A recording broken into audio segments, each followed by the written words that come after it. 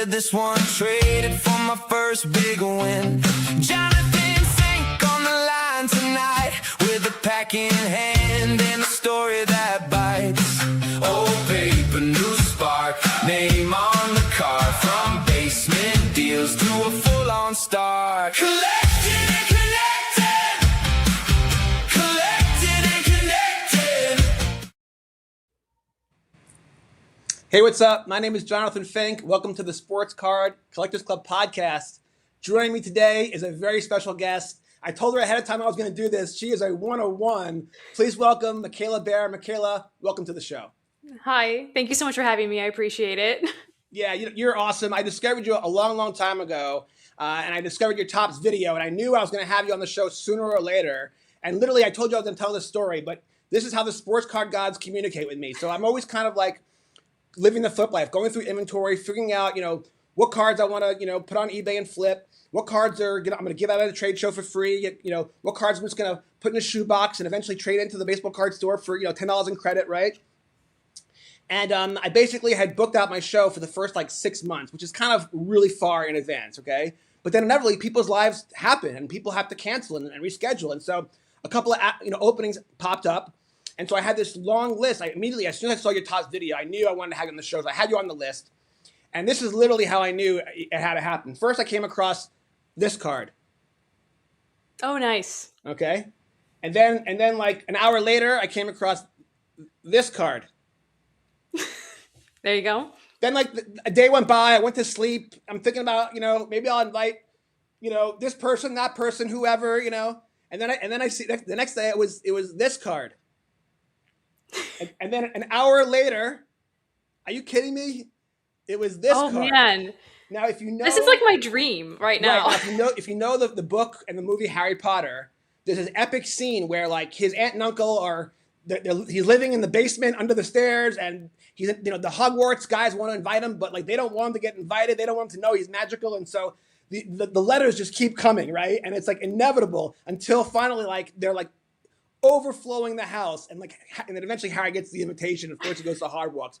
So the big sports card gods are wondering how many pink cards was it going to take for me to realize I had to get the confidence to hit you up on Instagram and ask you for an interview. Look, I have 4 books in the Cooperstown Hall of Fame forever. I've published 15 books, but as far as a podcast, I'm a nobody. I'm brand new. I have 76 followers on YouTube, and so I'm used to people maybe saying no to me, but when these cards kept coming, and then finally, come on. Now, of course, I knew your whole backstory. Finally, I get the Stephen Kwan All-Star card. I said, all right, that's it. Enough is enough.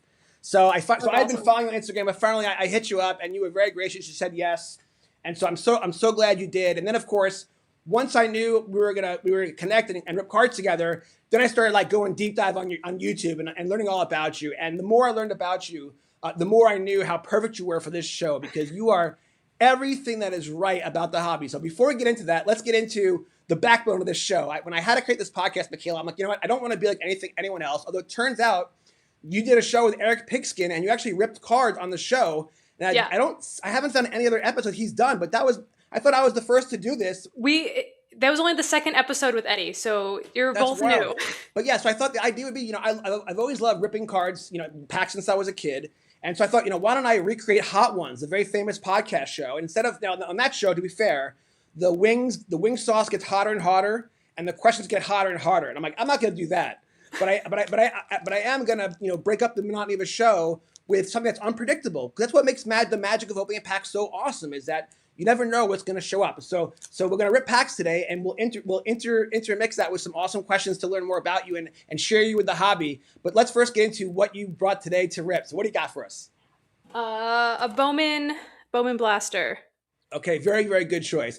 I actually have a curated card. So usually I go with a blaster, but I'm on a mission today, Michaela, because you're my guest and I want to deliver. Now look, I can't promise the sports card cards are going to be with us, but I only chose packs that have a chance to pull a pink card. Okay? Oh, I love that. Now I did my research. It turns out that the first pink parallel, I'm sure you know this, but for those who don't, the first pink parallel was launched in 2012 by Topps Football. They introduced a BCA pink border parallel out of 399. And then in the year later, 2013, baseball followed. So before we even rip our first pack, I do have a spontaneous question, which is it just pink? Does red or purple count? Red and purple don't count, but I do chase rainbows for papardashas because they're the one of one, and I feel like if you own a one of one, you should go for the rainbow. So I do collect those other ones, but as far as like the actual collection I'm after, it's I don't include rose gold. It's fuchsia, magenta, papardasha, and pink are the official parallels I chase. I love it. I love it. So it's interesting because like the number 5 parallel and all the products is out of 5. It's out of 5 red. So you get excited, you pull an out of 5, but for you, it's like, not pink, not pink. I mean, I like the red. I like red because it's a color match for the Guardians. Fair. It's I'm more excited to pull a pink card, honestly. All right, cool. All right, why don't you open your first pack? Let's see how we do. You know, no pressure on the sports card gods, but of course we're looking for a pink one, and we'll have some fun with it. So now I know you are a true collector. You mostly own and buy singles, but what percentage of your spending money is spent on actually opening packs? Very little, maybe, yeah? Yeah, so this year specifically, I've been trying to do no rip 2026. Wow. And it has been not fun. I actually don't. I suggest it. It's like been a great way to like save money and spend more money on singles. It's just like not as much fun though. I love ripping packs. It's just like the odds are against you, right? Yes. And at a certain point, I had to reflect and be like, oh, I'm spending so much money ripping packs, and I could have bought like 6 of these cool cards that I wanted. So you gotta like, I had to reflect a little bit. That's I'm true. sure there's a sweet spot in there of ripping packs and buying singles that is like good for me. I haven't quite found it yet. So No Rip 2026 isn't going. It's been pretty successful. I haven't opened a single hobby box. You've made it till August, and this one you had to do for me, so the sports card guys will forgive you. I feel like I've only done. I think I have opened like 5 blasters, maybe, and then I did a series on fat packs. So other than that, I've been pretty good. That seems very responsible. I think you should be commended. I think the sports car gods are very pleased. If I told you how many blasters I've opened of 2026 Topps basketball update, it would not be good. It was actually I've done it all online, so it's actually public. I ripped a lot. It's you know, but this is work for me. This is my job. This is a business expense. Come on, so I have fun with it. At least I tell my wife that when I teasingly tell her how much I spend on this stuff. Okay, so by the way, Paulie, who's our not just the producer of this network and he runs it, he's also the host of a couple of shows himself. But he writes, "Let's go sports card podcast, fun convo and rips." Yes, the chat is alive and well. So thank you for everyone joining us today. We appreciate it. All right, I got first pack. How do you want me to like show the screen or? You can just do like one card at a time. Yeah, like, look at it yourself first to enjoy it, and then they can show the screen. All right, nothing. So Kyle Schwarber, Kyle Stowers, got a Roki. I love Roki. I wish he was playing better. Yeah. Jose Ramirez, my goat. You know, Kyle Tucker has been horrible in Dodger Stadium this year. He was crying in the dugout yesterday, apparently. And like, I think the pressure of playing in that stadium with that audience, like Roki has actually never really fulfilled his promise yet, but he has the talent. I think the pressure might get to some of these guys. I know. He's so cute though. He's like such a little. He's just like a little guy. He's got Painter good stuff. Ooh, on the 100. Yeah, nice. Top 100. Jude Warwick. Okay. And Aloy Bowman first. He was a nice chase in this. And then for paper prospects, or per paper, I have J.R. Ritchie, Francisco Espinoza, and Jorge Quintana. All right, that's what I call a bus pack, my friend. Yeah, it wasn't great. I got Roki though. I don't necessarily hate some base cards of the players I like, so that's okay. You know, I did a pack opening series. I ripped over 1,000 packs. I'd say like, I want to say 85, maybe 9% of the time they're like total worthless busts. And then even out of the 10% where you like get some like dopamine satisfaction, like, wow, that was a good pack. The truth is probably only 2% of the time is actually anything truly valuable. Right. In the card. So I would argue you could argue that 95%, 98% of the time, it's like wasting your money, except for the fact that, you know, it's hard to quantify what is entertainment, you know, and people do DraftKings, people go out to dinner with their friends and they'll spend like, you know, if you live in like a big city, you spend like a lot of money at a dinner or even just a night out. And so like we all choose to spend our money in different ways.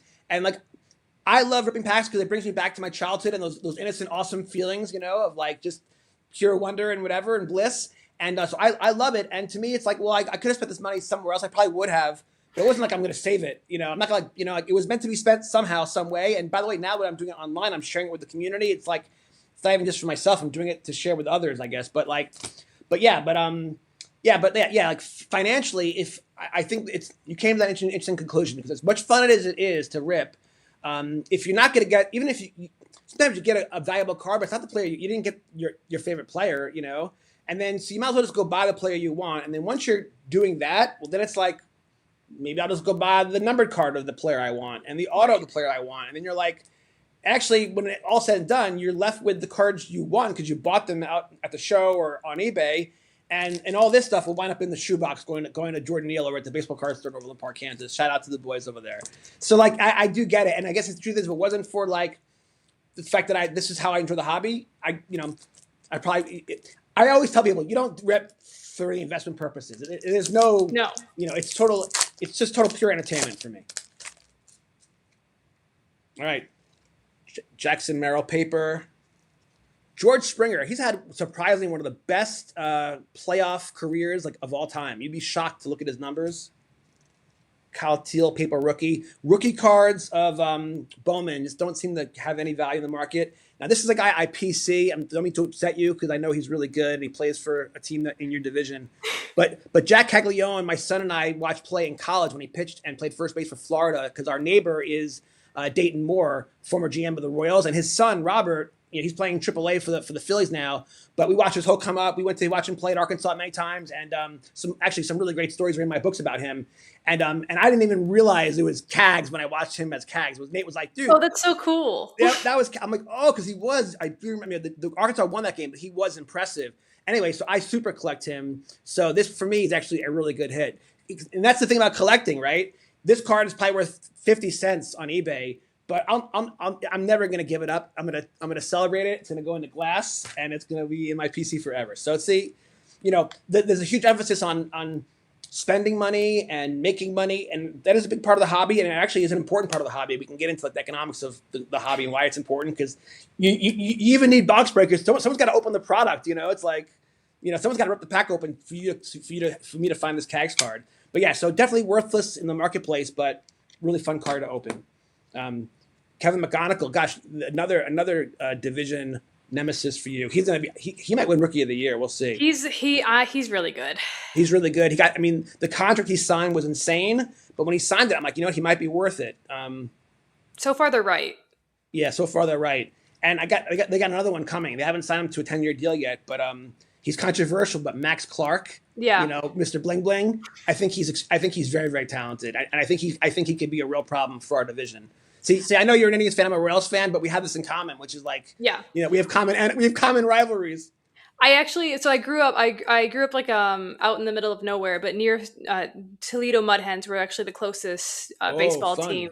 So my dad used to take us to. Oh, that's nice. My dad used to take us to Mud Hens games as a kid, so I am like slightly partial to the Tigers, but up until like the last couple years. Actually, you just tipped on something. So I've been editing a book called The Basketball Gods Are Real. It's part of my God Is Real series, but this one's going to be kind of different than all my other ones. It kind of like, it's hard. At first I was like, yeah, I'm gonna write the same book over and over again. It'll be like kind of like Chicken Soup for the Soul. And what a clever, easy way to write a book. But then I intended it to be formulaic, like Golf Gods and Hot Gods, like identical. Just the material is different. But every book has a chapter about the traditions, about the rituals, the cathedrals, But like, so I thought it was clever and it was easy to kind of like mass produce. And then with this one, I was like, it doesn't feel right anymore. It's got to be different, right? Mm-hmm. And so this is not about like trying to prove that the basketball gods are real. It's more about, well, why do people refer to the basketball gods? Why do people think that they're real? And is it really about the basketball gods, or is it about the people you're sharing these moments with? And I was thinking about like, writing that book, a lot of it came down to family, because a lot of the ways we learn about to love things is through family. And so in your interviews, you've mentioned your dad. And then I have this funny last question that I've saved, by the way, but it involves your grandpa.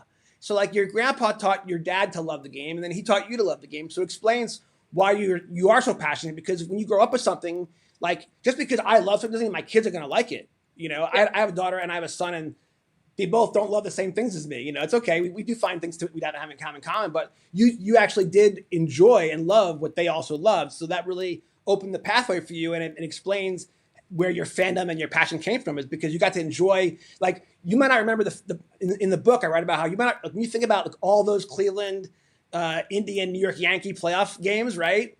You might not remember the scores, but you will remember who you were with Yeah. and the feeling of in most cases, heartbreak, right? A lot of times the Indians lost to the Yankees, those dreaded Yankees. But like, so it's really about, not really about baseball. It's really about the people you're enjoying these moments with, you know. So that's kind of how I'm writing the book differently, but that really comes across in your story. And I love that, because for me, it's true. Like, my love of cards came from my dad, and I've passed on my love of sports to my son, my daughter, not so much. We have politics and other things, but yeah. So anyway, it's just interesting. So anyway, yeah, so my first pack was a bust, but spiritually, you know, sentimentally, it was a win. Let me ask my first official question. I told you I had a couple of like topics, but I also told you that I would fly off the handle and go random. So I've done that so far. But one of the things I learned about you only recently was that you are a season ticket holder to the Cleveland Guardians. So I wanted to kind of drill deep in that. And I have lots of maybe layered questions, because for a brief moment in my life, when I first moved to Kansas City, my father-in-law was a season ticket holder of the Royals, 6th row behind the catcher. And the Royals were so bad, Michaela, that he cannot give them away, let alone sell them. And so I was in business school. I had a really weird schedule. My wife was in law school. Her schedule was even weirder.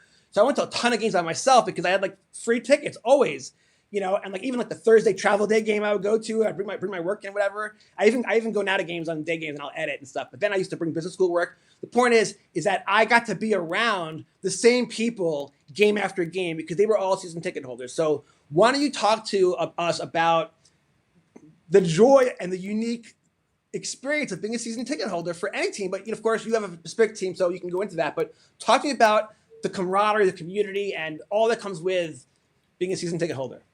Yeah, I see, being a season ticket holder is honestly, it was way cheaper than I thought it was going to be. My tickets ended up being, I have so I only have home weekend season tickets because I do have to go to work sometimes.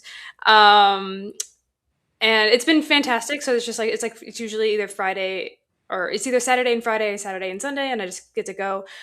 It's so much fun. I think the seats that we have, the people we sit next to on Fridays are my absolute favorite. They're just this adorable older couple. They've been there for maybe like 15 years now.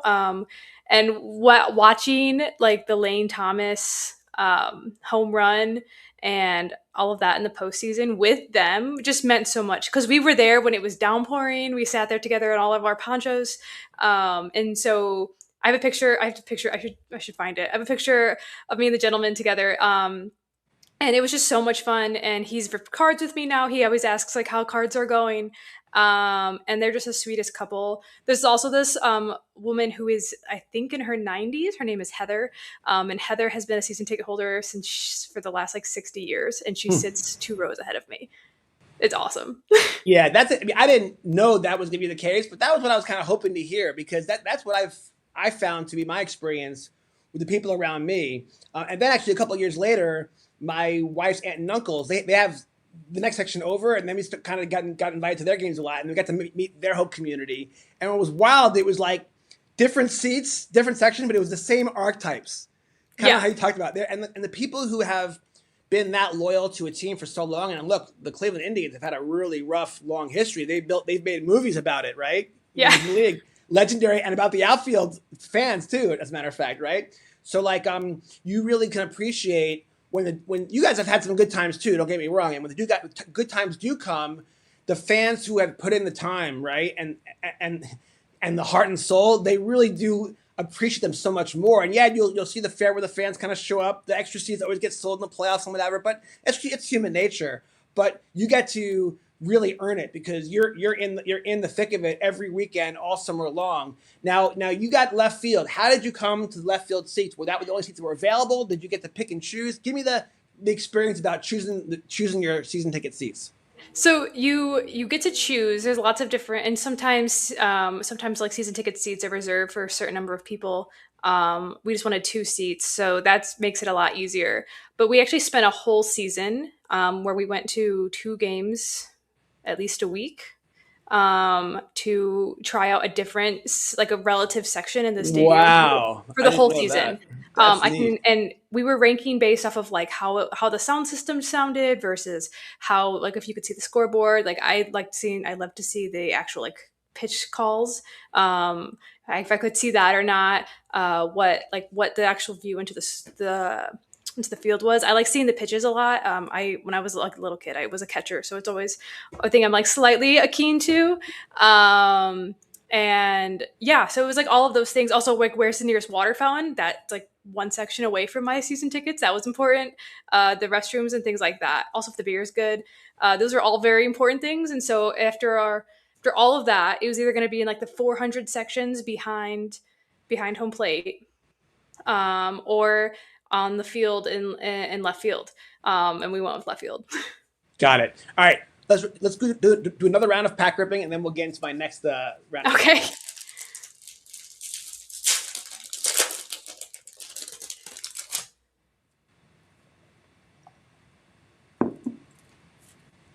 All right, may the sports card gods be with you. I got a Sal Stewart rookie. That's legit. He's good at baseball. He's pretty good. Cole Young rookie. He's also good at baseball. Nice. That's back-to-back rookies for those keeping score at home. Ooh. Pete Crow Armstrong. It's just a base insert, but he is playing really, really well. So let's stop right there. Do you think he's going to win MVP this year over Ohtani? Can I just say I don't really like Pete Crow Armstrong? You know, he had that scandal with the lady in the outfield, and I then right after that, he went red hot. I right? know. I don't like that. What is that about? That is really it almost motivated him or something, right? I don't know. I don't know. Oh, I think he's a great baseball player. Ohtani's your number 3. You collect Ohtani, don't you? I do collect Ohtani, yeah. Right. So of course you're now you're really biased. Come on. Yeah, I am. No, I'm super biased, and I hate the Cubs. So as 2016 still hurts. So sorry to PCA. Braden Nett first, Theo Gillen, Hector Ramos. Nothing much for this one. Fair enough. So here's my take on the MVP. You know, there's been years when the Royals have been in last place and Bobby Witt's gone off and everyone's like, he should be MVP. And I'm like, well, it's actually supposed to be, the definition of the award is the most valuable player. And if you take away Pete Crow Armstrong from the Cubs, what would that team be like this year?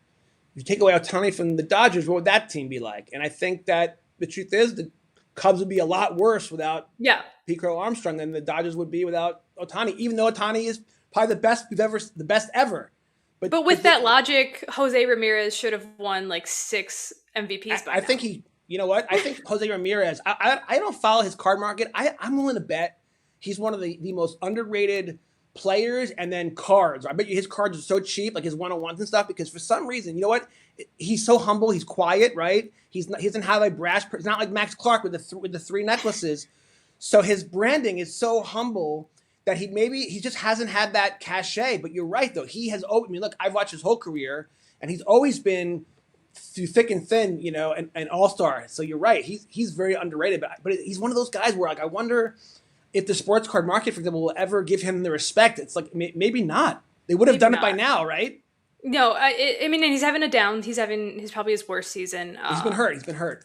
Yeah, we just love him a lot. His card market is super affordable. If you're into a future Hall of Famer and you want to collect future Hall of Famer cards, Jose Ramirez is probably a good bet. All right, so I the sports card gods are giving us material tonight. Here's another controversial player. He's actually on my fantasy team, currently on the 15-day DL. A insert rookie card for Trey Yesavage. Here's, for those who don't know, here's why this guy is controversial. Maybe you know this story or not. But early in this season, apparently he was interviewed. Apparently, you know, like fans will mail players cards and write a nice letter and say, "Mr. Jones, would you please autograph this card for me?" And most players will do it. They'll sign the card and they'll mail it back. You know, it's like the veterans will actually, you know, you have to like maybe give money to like a charity before he'll sign it and send it back, whatever. And Trey Savage was like, "I just throw the cards out. If you want my autos, go buy my on-card auto on eBay." And like millions of Blue Jay fans were like horrified, like, "Dude, what are you?"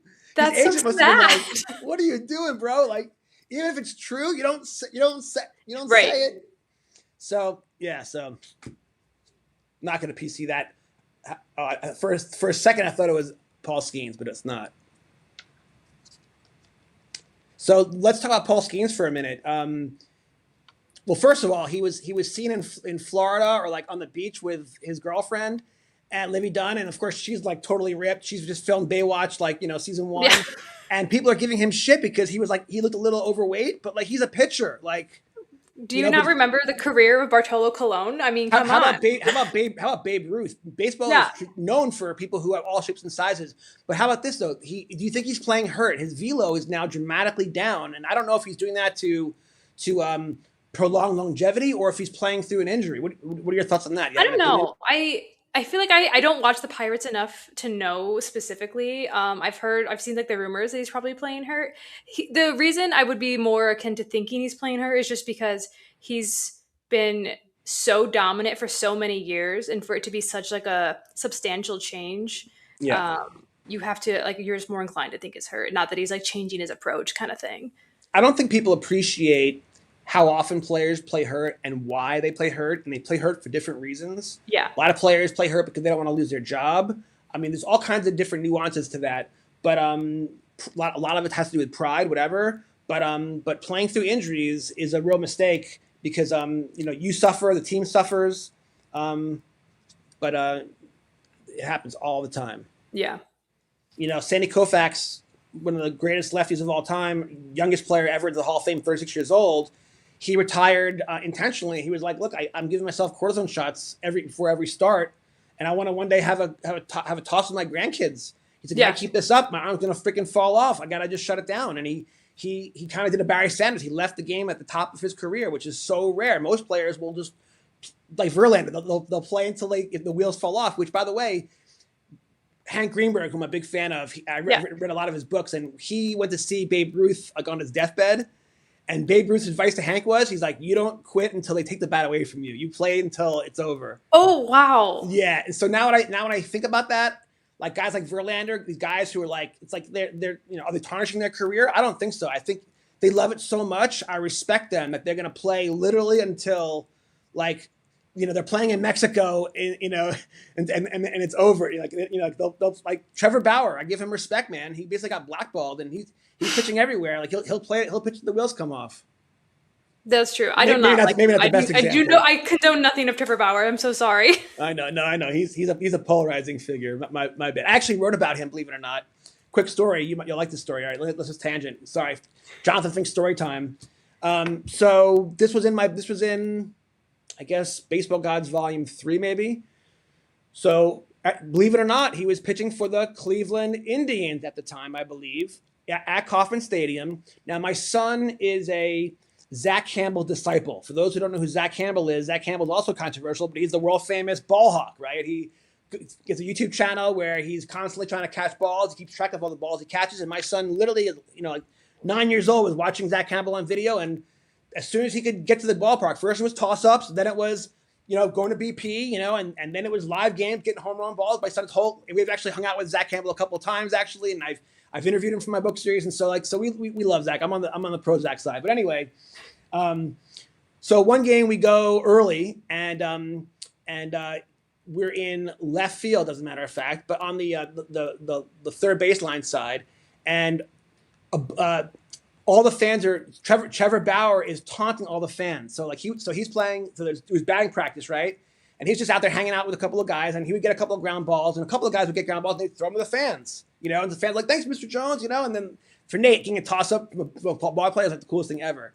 And Trevor Bauer, he wouldn't just throw a ball to a fan. He would actually pretend to throw a ball and be like, "Psych," and then toss it back to the cage, And he did this for like a good 20 minutes. He did it so much that dads started yelling at him, "You effing jerk, throw a kid a damn ball." It got to the point where people were like really getting mad. And I looked at Nate and I was like, and we've seen a lot of instant karma. We watched this thing. I said to son, I said, "Watch that." I said, "Nate, this behavior will not go unpunished. The baseball gods are going to get him." And then sure enough, they made the playoffs. You might remember this. And he started bleeding during the playoffs. He had to come out of the game. It was a whole fiasco. Yeah. And Nate looked at me. He goes, "The baseball gods got him, Dad." And I was like, "Yep." And then interestingly enough, it was only, I think, the next season or two that he was at Kauffman Stadium, and he didn't like what happened with the umpire, and he turned around and took the ball from the mound and he threw it all the way, and It went over the outfield fence, 410 yards. So we have seen this guy like behave Like a despicably. child. And yeah, and so it was wild because years later, when my son got into his impressionable teenage years, he was playing travel ball, and Trevor tried to redeem himself, and he started his own YouTube channel, and he was taking everyone backstage, and he was saying all the right things and doing all the right things. And then when he had his next scandal, I was just like, I mean, can we find a role model anywhere in this world? It was very disappointing because I saw how he was trying to put his life back together. I bought it hook, line, and sinker. And my son certainly did. And so we were both very, very heartbroken when his last scandal has happened. And he's trying to fix his life again. And it's hard to, it's hard to not be skeptical. Right. So, so with that, let's rip a pack. You go first. Yeah, sometimes there's instant karma, sometimes it's delayed. And with him, it was like delayed like a couple of months, but we got to witness it. And it was like, holy donkeys, man. Ooh, we have green. We have a green Fun. scorecard. All right. That's a number card. That's good.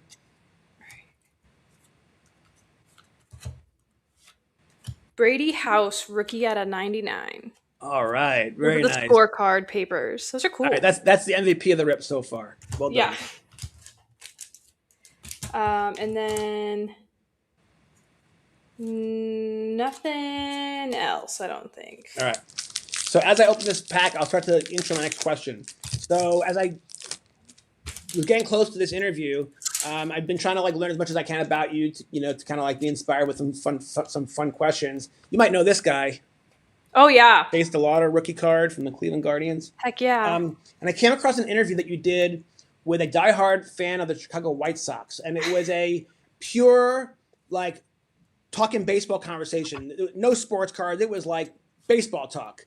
And you both did a great job. I really enjoyed the interview, and it showed to me that I became aware of this girl because she's a card collector and she's a super collector, which I particularly find awesome. But you're way more than that. You are a true baseball, savant. You know your game. So I'd love to just pick your brain for a minute, and maybe kind of like for those who haven't checked out Kayla's interview, just go type in Michaela Bear, Chicago White Sox, and you'll find it. And then this will be the kind of the part two, because at the time, it was post trade deadline. Mm-hmm. White Sox were in first place. Guardians were nipping at their heels, but you both were talking about how both teams kind of just struggle. Like Gavin, I watched, by the way, FYI, game of the week. I watch mostly Royals, but when it was a game of the week, I'll watch it. And it was last Saturday or Sunday, and Gavin Williams pitched. And for all the times I've watched the Royals play the Guardians, I don't think I've ever watched him pitch.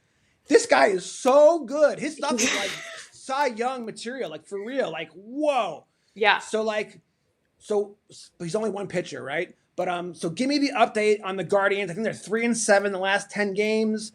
Have you lost hope yet? Give me the wild card, Michaela Bear summary of Cleveland Indians wild card chances.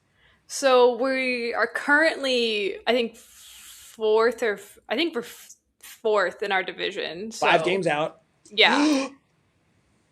Sports card gods are real. Heck yeah. Daniil Ortiz on card auto, first Bowman. That's so nice. That might Congrats. be the first time I'm such a geek. I did get the chills for real. I did. I love it.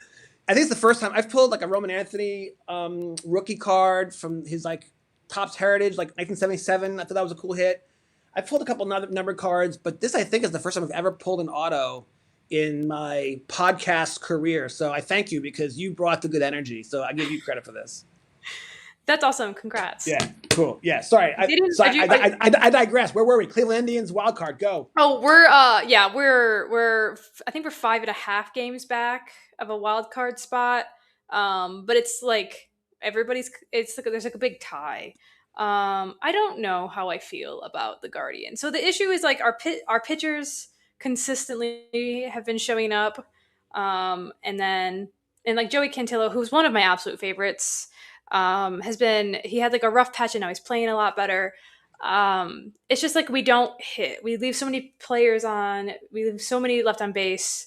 And it's so frustrating. And I don't know. But I mean, we do, knock on wood, have an easy schedule upcoming. I do think if we go we win every series in the next like 4 series, we have a chance. But I mean, that's such a high expectation. I don't know. I grew up a Browns fan. Nothing can hurt me. Right. Right. Yeah. It's like when you come from a losing culture, it's like it's all upside. Like Yeah. you're a true fan. Like you're gonna go to the game no matter if the team is winning or losing. So if they win, it'll be awesome. I think you still do have a chance because I think it's wide open. That division is Our division's not very good. not very strong. So I think it can happen for any team. But I'm so delusional. The Royals are like way out of it, but I'm like still watching games like maybe there's a chance. So if I'm feeling that way and we're like 13 and a half out, we're totally toast. We're cooked. There's no way. But you're still have a reason to be excited because you still are in it. There's plenty of baseball to go. And you know that the next 2 months or month and a half, some of those series are against guys in your division. So you take 2 or 3, a lot can change. And then you know how fun it is when you get to that chance to go to the playoffs, to be part of the wild card format. I was actually at first a little hesitant. I don't like change very much, but now I do like it. I like the wild card because you want more people to want to love your product. And when your team has a chance, you want to go to the ballpark, you want to watch the game, you feel excited. And that feeling is what sports brings us. And that's awesome. It's a great feeling. So I'm envious of you because the Guardians are still in it. However, with the trade deadline, it didn't look to me like your GM was putting any chips down to make any moves that demonstrated they were going to try to, they're not going to give up anything valuable to kind of like rent the player for a year or two. They didn't really do very much, correct? They were kind of like stayed pat. Is that right? So I would actually argue this. It looks like nothing to like most teams, but what they did, so they got Joe Adell. Joe Adell. Joe Adell, he's been a great addition. I just watched an interview with him. He's such like a down to earth man. He didn't play football as a kid because he had epilepsy, so that's why he played baseball. And I was like, I love that. I'm a big fan. Foster Griffin is pitching today. I know I'm missing the game right now, but Foster Griffin is pitching today. I thank you. My bad. We should have rescheduled. I'm sure you're recording it right now. I know you. I'm gonna get updates. No worries. Right, who else did we get? Lowe from Nathaniel Lowe, maybe? I don't know. From the Reds, and he's our number 1 home run hitter now. So I would argue, and then we got Patrick Bailey earlier in the year, who we traded for. His nickname is Tugboat. I can't remember what his name is. I got news for you. Joe Adell, he's going to be awesome. He's still very young, and he's the kind of guy, he could hit 20 home runs, steal 20 bases, and also like his WAR will be off the charts because he's going to make so many plays in the outfield with his speed and diving ability. Did you see the highlights he made earlier this year where he saved like 3 home runs? He is a generational talent, and I feel like that is not. I kind of missed that. I knew he got traded. I forgot where he went. I didn't really remember he went to Cleveland. That might not help you enough this year, but going forward, if you can keep him, I think that's fantastic. Actually, yeah. I'm honestly, if they would have just gotten Joe, I would have been like completely shocked, and because that was probably like the biggest player we've traded for at a trade deadline in like years. And I'm still kind of shocked by it. And also, but the issue I think that the Guardians have a lot is they put a lot of weight on the character of a player. And so I do know that we've like said no to players in the past because they want a certain mentality, a certain type of character that comes. So Joe Adell has been just an absolute fantastic addition, and I'm so glad that he's a Guardian, and I'm a big fan. I want him to hit all the home runs and play well. He will. He's going to finish strong. I didn't know that Cleveland had a culture looking for certain type of players. Yeah. I'm not sure this is true anymore, but when Dayton Moore ran the Royals, he was very similar. He was looking for a certain type of prototype human being, you know? And what I thought was interesting is that human beings are good people create good chemistry. Good chemistry leads to magical things that are above and beyond what your weight is or what your exit velocity is. Magic happens when there's good energy. And good karma, good energy, all that things lead to good things. So I like that. That's good to know about Cleveland, that they have that culture. I think as a fan, that makes you feel good because you want to believe there's good in the world. You want to root for players that are good people, and that's why guys like Stephen Kwan, are awesome because they find the players that have their love light shine. That's awesome. Okay, so we only have 20 minutes to go, so we're gonna have to reschedule you and do this another time. I have so many more fun questions. But I have this whole list. Here's a real quick fun one. You mentioned left field has good beer, and I know you like beer. What's your favorite kind of beer? I'm a lager girly. So usually something really malty. I love like I had an Oktoberfest earlier today. Very nice. We're Does Cleveland approaching. Stadium have that kind of beer? They have like a beer Yeah, garden there. we have the Fathead yeah, the Fatheads Beer Garden, which is just Oh, you so do. so good.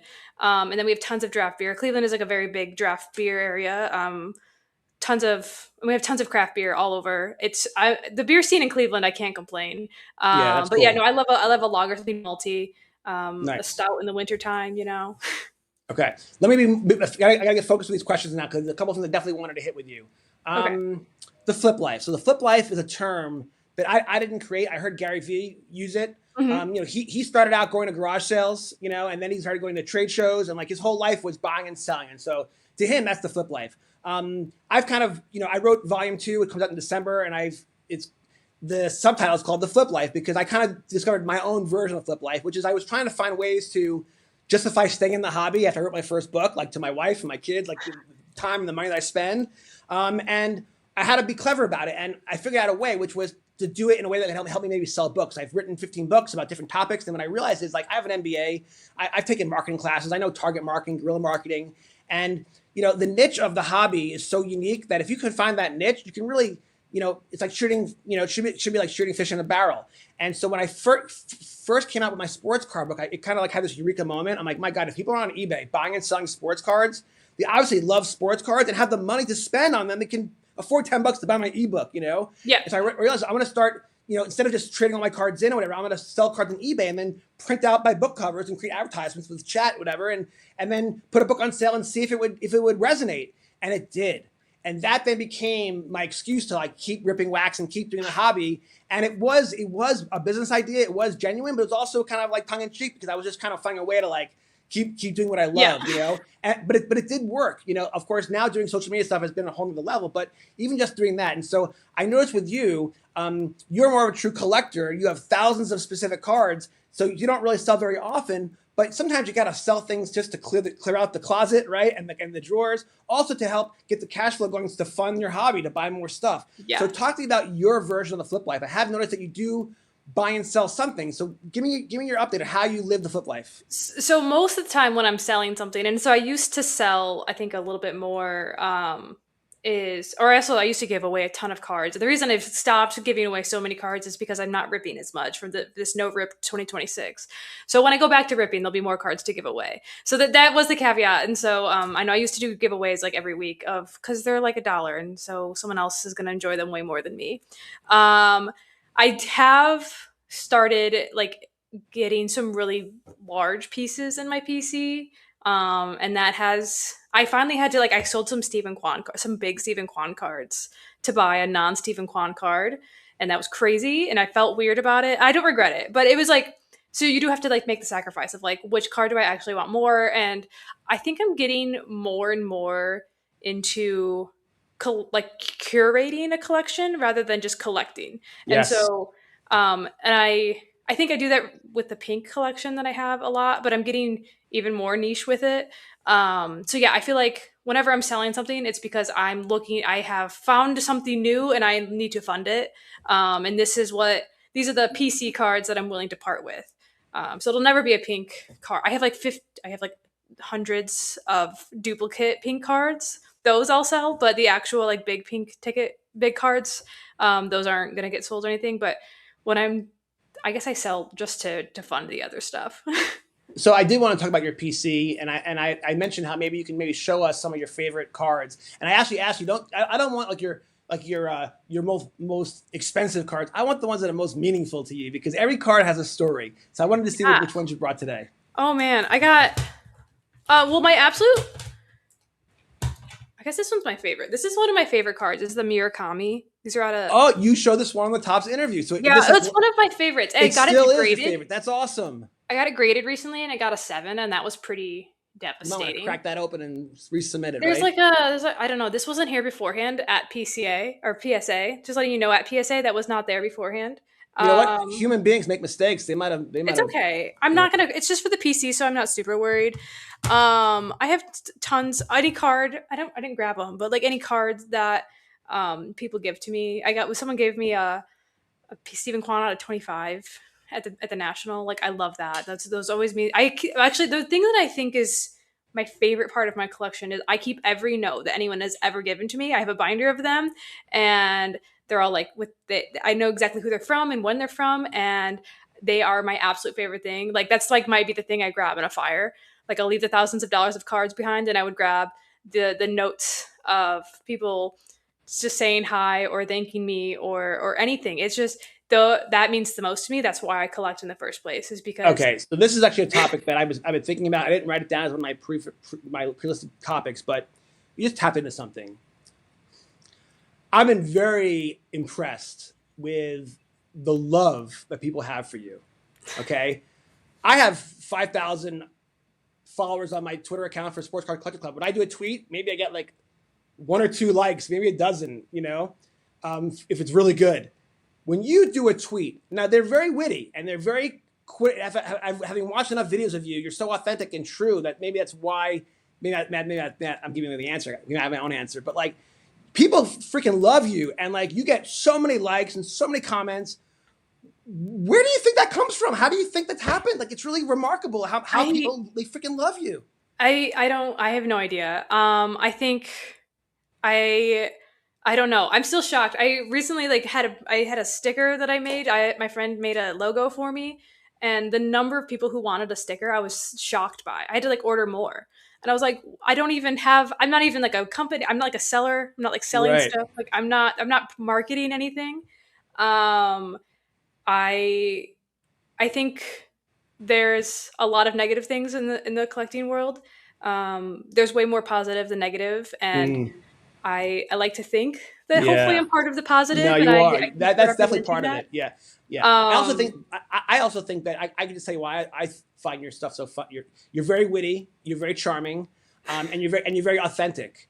And your love of baseball and of cards is so true. It's just so refreshing in a world where like everyone's like secretly getting is an influencer with Fanatics or with Card Ladder. Everyone's got it bought and paid for, whatever. Like you're so true. By the way, it doesn't mean you can't take on sponsors. You should, because you should build your brand and get an LLC and get a website and sell your stickers. And you should be doing box breaks and however you want to enjoy the hobby. You should do it because you really have built momentum and like Gary, you talked about branding. Like you didn't probably intentionally set out to create brand me. No. You just were being you, and then the brand happened because you're so delightful, right? So it really the brand came kind of very naturally, I think, and so you should run with it because you mentioned how if there's a fire and you got to run out with the house, you wouldn't take your cards, you would take the letters you've gotten from people. So let's talk about that real quick, and maybe let's tie that into the Nationals. I want to talk about the National to you because you've gone several years, and are you at the point now when you go and you're being stopped constantly by people who want to take a picture with you because you're like in this world you're like famous? Are you like famous? I'm not. I wouldn't say it's constantly, but I was stopped more this year than I've ever been. There were multiple people who I knew from Twitter. There are probably like 4 or 5 people who I really don't think we've ever interacted before. And because even when they would like send me the selfie that we took together on Twitter later on, I was like, oh, we've literally never interacted before. This is like a lot of times people are like, all right, I try to respond to every DM I get. I think being personable and because when someone's taking their time to message me, like that's important to me. The fact that you took time out of your day to message me, I'm just some random girl in Cleveland that you're messaging, and so like that means a lot to me. And I also randomly will reach out to people who I think are cool too. So like I get it. Yeah, goes both ways. Yeah, and it was crazy. It's weird. It's weird to get stopped at shows. That was weird. This is the first time at it's happened like at local shows. I feel like I'm pretty well known around Cleveland. But at a national show, that was wild. All right. Very cool. All right, let's do this. We have 10 minutes to go. Let's do one more round of packs, and then I have 2 more blocks of questions that will be perfect timing. Okay. By the way, we got like 667 people in the chat tonight. Everyone, thank you so much for joining us. That's a lot of people. I appreciate it. I'm still always overwhelmed by the power of the internet and how like I was thinking about like if you fill up a classroom with people, how many people is that? You fill up a high school gym, how many people is that? You fill up like the Uptown Theater, how many people is that? Like like 700 people is we're almost at 700 people. That's a lot of people. So I really am grateful for all you guys for joining us. So thank you very much, and thanks to Michaela for doing this. This has been awesome. Thank you so much for having me. All right, sports card gods have already been pretty good to us tonight. I pulled an auto. Let's see if we can top that. Hopefully, you can pull some Um, magic. Nothing for me. I did get a Roman Anthony rookie. All right, that's cool. We'll take that. We'll take that. Okay, this is not pink, but it is orange, so it's close Oh, to I pink. love those. That's a fun parallel. The sun parallels are so cute. We got Bryce Miller paper. I love the spring, the series 1 holiday set because they're all like springtime. I want to get like the Shohei Ohtani has like a chickens one. I would like to get the Oh, I chickens. haven't seen that It's yet. So cute. That is cute. I've seen like the Cactus League and the Grapefruit League ones. Those are really cute designs. Yeah. I also appreciate cool photography every once in a while. He's Byron Though Buxton. that's cool. Those Look are at so that. cool. Yeah. Sick card. All right, this is looking like a bus pack so far. There's Boba Fett again. Ooh, Kansas City Royals team picture. That's cool. That's cool. This is a really weird one. Randy Johnson. The uniform. It looks like it must be a spring training photo. Isn't that Oh, weird? yeah, that's It's fun. nothing on the front. It's like black. It's really weird. All right, Wyatt Langford, and then and Saguna. It's a bus pack. But you know what? I'm not complaining. We did really Yeah. good. I pulled the Cags, rookie, and an auto. I'm very, very pleased. Very, very good. Okay, so two more topics. Okay, and these are important ones. The first one's really important to me because when I wrote my first book, Sports Card Collectors Club Volume 1, I talk about how I was out of the hobby for 30 years, and of course I invest for a living. I'm a financial advisor, and I've always loved alternative asset classes like gold and silver and cryptocurrencies and stuff like that, commodities. So when I got back in the hobby and I started realizing, I discovered like Jeff Wilson, and he's got this app, Sports Card Collector, and it's all about tracking sports cards like they're stocks, and there's charts and graphs, and I'm like, what is going on here? And so the first natural instinct was like, I'm in. Let me become a sports card investor like Jeff Wilson, Yeah. And so as I started doing it, I realized, this is a great book idea. Why don't I turn this into a book? And every time I create a new investment theme, write a chapter about it. So one chapter like how would Warren Buffett buy sports cards? How would a hedge fund do it? How would a day trader do it? And then I implement different chapters, and it was really fun to write. I was really enjoying it. Sometimes I made money, sometimes I lost, and I shared all the experiences. And then I have this pivotal moment in the story, which is basically it was a Royals game and there was a rain delay. And then during the rain delay, the Card Life television show comes on. And of course, I've now since been on that show, which is like the most, just as surreal as it was for you to be on the top show, right? It was for me to be on Card Life. But the other reason the book is compelling because I convert from an investor to a collector, having watched the show during the rain delay, and I'm watching Matt rip packs. And I'm like, oh, I'm doing this all wrong. I shouldn't be trying to buy Paul Skeens cards and get them graded and just sell them. I should be building sets. And so the rest of the book is about me becoming a true collector again. And now that's kind of how I continue to go. And now I'm knee deep in collecting, and volume 3 is all about collecting and set building and all that fun stuff. And it's also about how you can enjoy this hobby, and you can do it low cost. It doesn't have to be expensive. But there's room in this hobby for everybody. Okay. And the speculators and the gamblers and the investors and the flippers, they all play a role, But what I want to do is really emphasize, the collecting aspect. And so to me, because right now the investors are riding the bull market, and when the tide pulls out, you find out who's not wearing a bathing suit. And if everyone starts losing money, those investors are going to go away. The collectors are here for life, And so, so I want to be part of that team, right? And a super collector is even more than a collector because you are so hardcore that it's like, every day you have a mission in life. You literally have a mission. So I want to talk to you about the joy of super collecting because you have a few different collections that you super collect, but where did this obsession come from? Let's deep dive there, and how much fun is it? And I guess the question is how do you know when to end? And you kind of alluded to it because you actually have sold a few Stephen Kwan cards. And so I think you're in over 4,000, 5,000 cards now. Give me the update on it and talk to me about the joy of super collecting, but also, when does it become obsession, become an addiction? And when do you know when do you say enough is enough? So let's get into that deep dive that for the next 5 minutes. Yeah, so super collecting is sometimes it's super fun. It does feel a little obsessive a lot of the time. I feel especially because I have to chase so many one-of-ones. I regret if I were restarting, I don't know if I would choose pink to be the card that I chase. I did not know that Papardashas existed when I started, and I think I would have done it differently. I do think I would have, because it's hard to I'm checking 6-7 different apps multiple times a day. I'm trying to you want to be the one who catches it because when a one-of-one goes up, you got to be the one who snags it if it's a fair price. There's a couple Stephen Kwan cards that are listed for like $15,000. He's Stephen Kwan. I love him, but he plays for the Guardians. Yeah. Like, we have to be realistic about who he is as a player. So it's like, so it can be feel like pretty obsessive.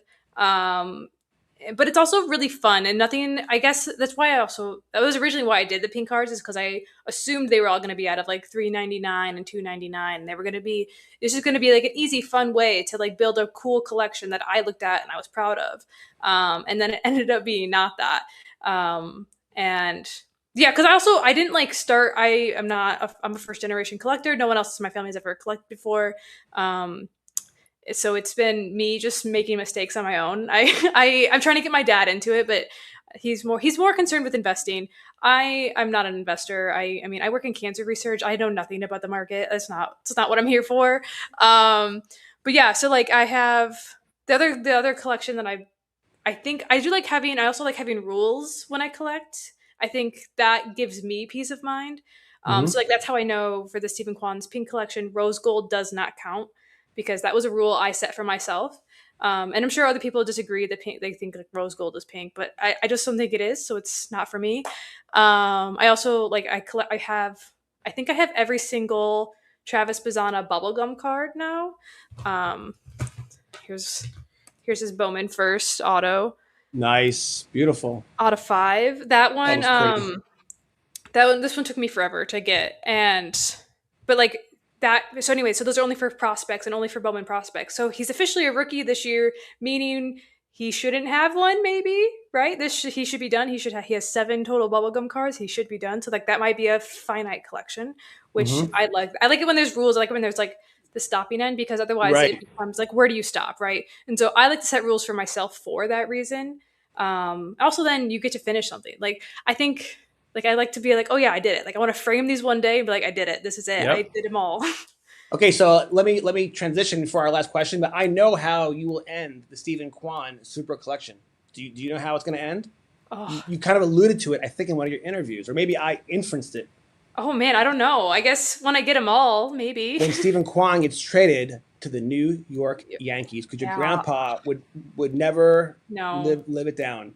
Grandpa would not like that. So if you ever became a Yankee, that's when you know, okay, I'm done. Yankee is when I'm done. I'm so sorry. Because actually, that would be a blessing, because then you would have a definitive ending, and then you have a chance to say, all right, what am I collecting next? Because there's always something next. And that's when it's like true love, when you feel true love for the first time, or you're like, it's like brand new. So it's like, you're in love with Stephen Kwan, but it might not be forever. And by the way, he is a valuable bat. And every trade deadline, I always feel like, if the Indians, I always say Indian stuff, if Guardians ever become sellers, he's one of those pieces that any team would use. So I always fear like, okay, that's going to happen to Michaela soon, but maybe it would be a blessing in disguise. I'm just throwing it out there. That's true. That's a fair. Just from the hobby perspective, so you have the next thing to super collect. Okay, we got 2 more minutes.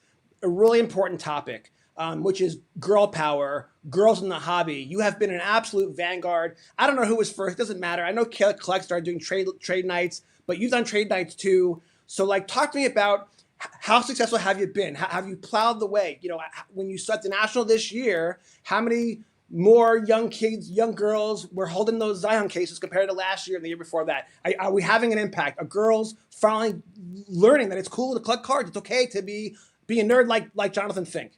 I honestly think that was the most. So I've been to 4 nationals now, and I try to go to as many local shows as I can. So in Cleveland, is a great card scene. That was the most women and girls I've ever seen at a show, and I think there's so many trailblazers before me. Like I said, I kind of just fell into this, but there are so many incredible collectors out there, and I'm seeing more and more women show up at every show, and I think half of that, I think showing up is half the battle, right? And shout out to Pokemon for constantly pushing the agenda and constantly showing great points. Women can show up. Yes. I think the sports card industry does owe a lot of thanks for what Pokemon has done, especially for women. I think it's created a space where you can show up and they're not worried about like looking like you don't fit in, because there's tons of different people there from tons of different walks of life, and I think that has been so important.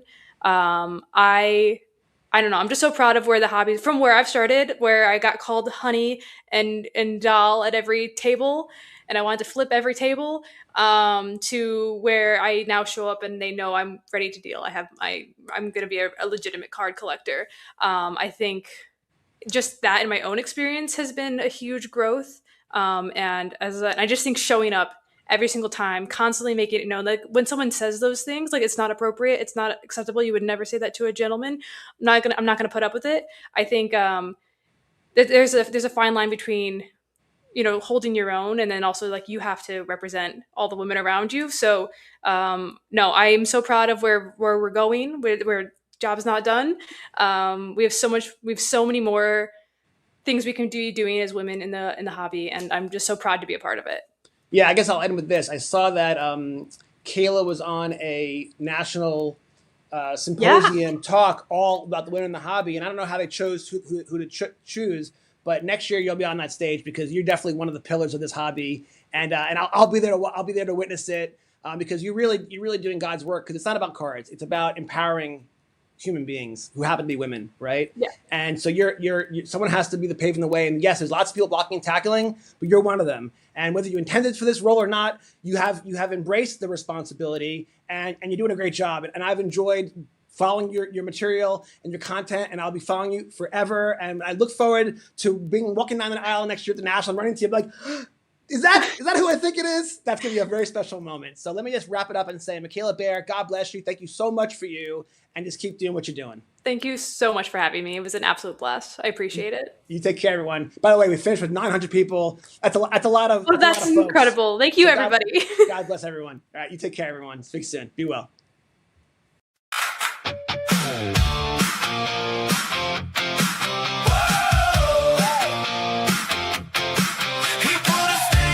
Shoebox lid, said this one traded for my first big win.